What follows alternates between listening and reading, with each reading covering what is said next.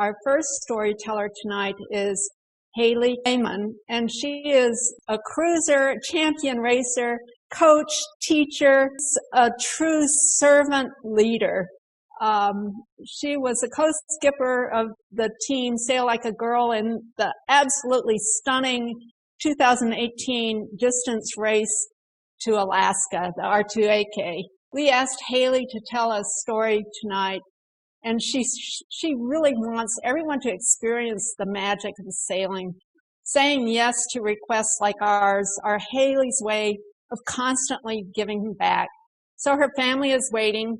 We're going to let her share a quick sea story and join them for their Wednesday night races on their, I believe it's a new boat. So I have a lot more that I could say about Haley, but let's not keep her from the fun. Welcome, Haley. Hi, everyone. So this is not a story about Race to Alaska. This is about cruising and my other passion, cruising with my family. And Debbie, it's not a problem. I can see from here they got the boat in the water. If we do a few questions after, it's not a problem. They can wait. The race is until 6. It's a beer can race. Don't worry. Social distancing, same household on every boat. Nearly every summer since our 2 boys were born, my family has gone cruising for our big summer getaway vacation together. After we get through the stress of packing, loading the boat, and making sure everything is set at home, we cast off the dock lines, and it's time to unwind and unplug. It's time to look up, out, and all around.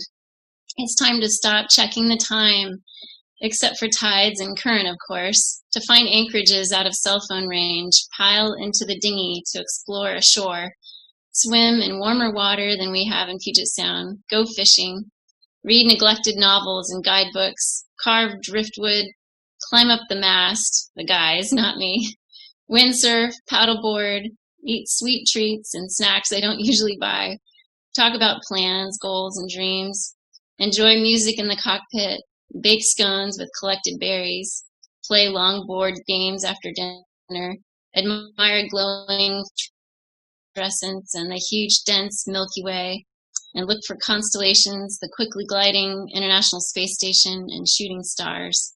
Friends have joined us on recent cruises, adding to the fun and making our teenage sons, Taylor and Barrett, more interested in spending a week or 2 with us on a boat.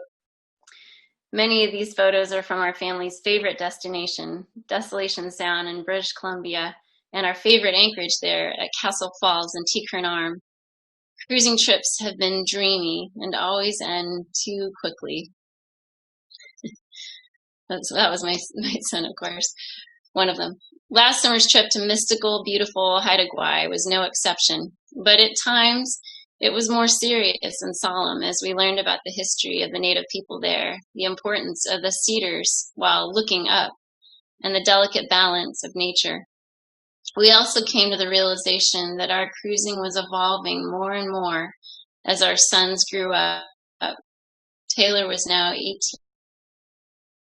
and Barrett 16. Previously known as the Queen Charlotte Islands, Haida Gwaii is 40 miles off the coast of northern British Columbia and home of the Haida First Nations people. At the required orientation in which a young Haida descendant told us everything we needed to know to enter the Guayhanas National Park Reserve, National Marine Conservation Area, and Haida Heritage Site, we learned that a few hundred years ago, there had been approximately 25 to 30,000 Haida living there. Tragically, by the time the Europeans had logged many of the old growth trees, whaled over 1,000 humpbacks, driven the otters to extinction through the fur trade, and brought smallpox with them, there were only about 600 Haida left.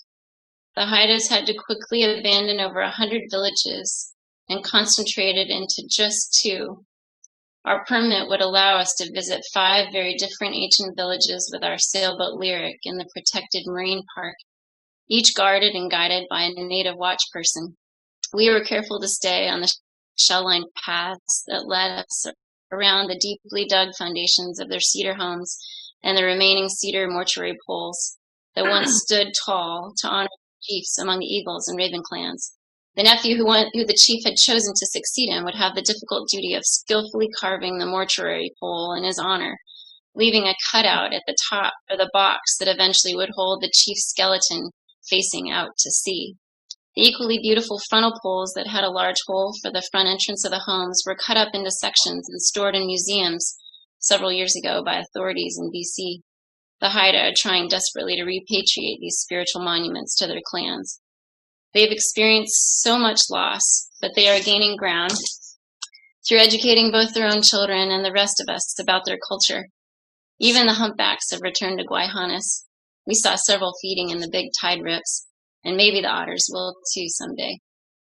The same way family stories within clans were told by these poles, our sailboat lyric represents years of our family history and adventures.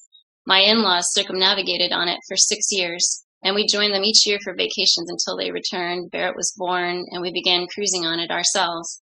Taylor was now an adult, and for the first time during a cruise, he had to leave us in Haida Gwaii to return to a summer job and a girlfriend before they left for college. Looking up for the seaplane through the low-lying fog, I wished the pilot would radio that we'd have to reschedule, but it came. I tried not to cry as I looked up into the sympathetic eyes of my 6'1" son, and each of us hugged him goodbye. I watched the seaplane take off and listened as it disappeared into the fog, headed to the town of Sandspit where he'd catch another plane to Vancouver and then drive our van back home to Bainbridge Island via ferry. It would be a long journey, but we knew he would be fine. He was a smart, capable traveler and adventurer and a kind human. It was time to let go. Thanks for listening to my story. Oh, Haley, this is the second time I've cried during the sea stories. Thank you very much. My pleasure. Thank you for listening. I'm looking to see if we've got questions here. Let's see. Right now we don't. Haley, since I told everyone not to ask questions, I'm sorry. Go have fun.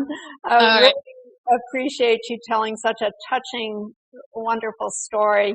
One of the things that we're having for our OLE, for our conference, is we're trying to heighten our awareness of our natural world. So we're focusing on sailing green and the deep blue. So thank you for sharing that with us. Debbie, can I chime in for a second? I, as a fan of Haley, have a quick question. Sure. Haley, after you won the race to Alaska, what has life been like for you? What were some of the like ups and downs of that achievement? Well, for sure, that was such an intense week racing to Alaska, that I think all of us kept comparing everything immediately afterwards to that week. Like, well, this is what I would be doing, or this is different, and just everything was a comparison to that week. It was so intense, and pretty soon, and then we had this wonderful hometown parade on Bainbridge Island, and I can remember crying there, and just all these people standing up and clapping for us. It was super cool. We'd rigged up a little dinghy with a sailboat to be pulled behind a bicycle to try to simulate the race. And then pretty soon we had tons of presentations, which took it's just taken us all over. I've done quite a bit of the speaking. A couple of members of our team don't really like to speak, so they'll only do it when they really get their arm twisted. But I've had a lot of fun speaking, such as Gail Hines Sailing Conference. Gail, I got my shirt on. And for Joan Thayer at the NWSA convention last June, and I got to go down to Arizona and to Debbie's club, and that was super fun. So I'm a former teacher and a ham. I love speaking, and so it's been neat meeting all these people. I was doing women's clinics before the race, which I started doing through the Snipe and Thistle Fleet locally, just because I'd heard some women were hesitant to try skippering or a different role or to ask questions, and I wanted a really supportive all-female environment to do that. So I started doing women's clinics in Seattle, and then when we moved to Bainbridge, I started doing it through Parks and Rec, and I think this race just made me even more motivated to support women sailing and to empower women. Like, if we can win the race to Alaska, I can learn how to change oil on our diesel engine and our sailboat, and everybody else can learn how to sail and adventure and skipper on their own and own their own boats, male or female. It's a gender neutral sport. So I started a women's group a year ago with a friend here, and we have over 100 women now in our women's group, and it's an outreach. You don't have to be a member of our club. It's just a starting point there, and so that's been really cool.